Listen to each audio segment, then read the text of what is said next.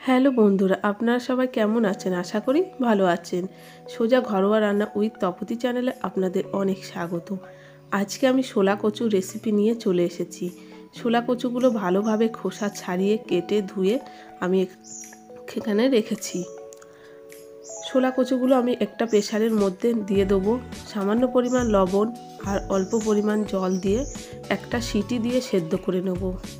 কচুটা আপনারা কড়াইতেও সেদ্ধ করতে পারেন, কিন্তু প্রেসার কুকারে একটা সিটি দিলেই ভালোভাবেই সেদ্ধ হয়ে যায়। দেখুন নামিয়ে নিয়েছি। আর চিংড়ি মাছগুলো আমি লবণ হলুদ মাখিয়ে রেখেছি ভাজবার জন্যে। একটা কড়াই ভালোভাবে আমি এখানে গরম করে নেব। গরম করে সর্ষের তেল দিয়ে দেবো। তেলটা নাড়াচাড়া করে এক এক করে চিংড়ি মাছগুলো আমি দিয়ে দেবো। তেলটা কিন্তু খুব ভালোভাবে গরম করতে হবে, না হলে চিংড়ি মাছগুলো অনেক সময় কড়াইয়ের সাথে আটকে ধরে।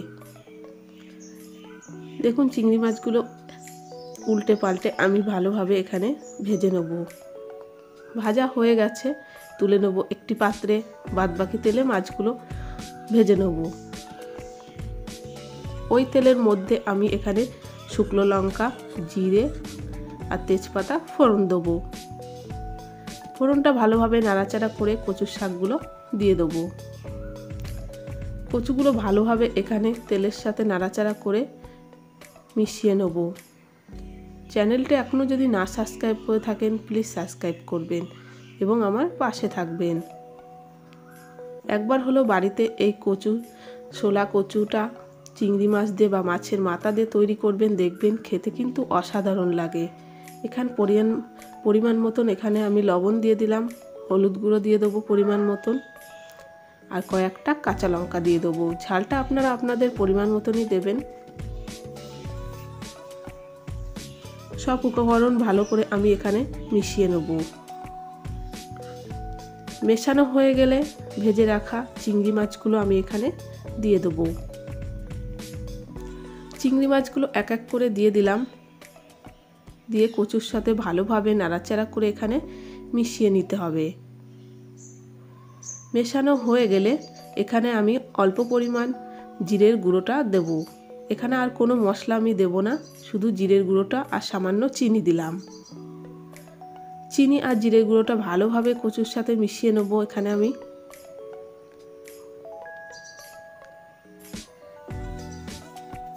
দেখুন অনেকটাই মেশানো হয়ে গেছে। এবার 5 মিনিটের জন্য ঢেকে দেবো।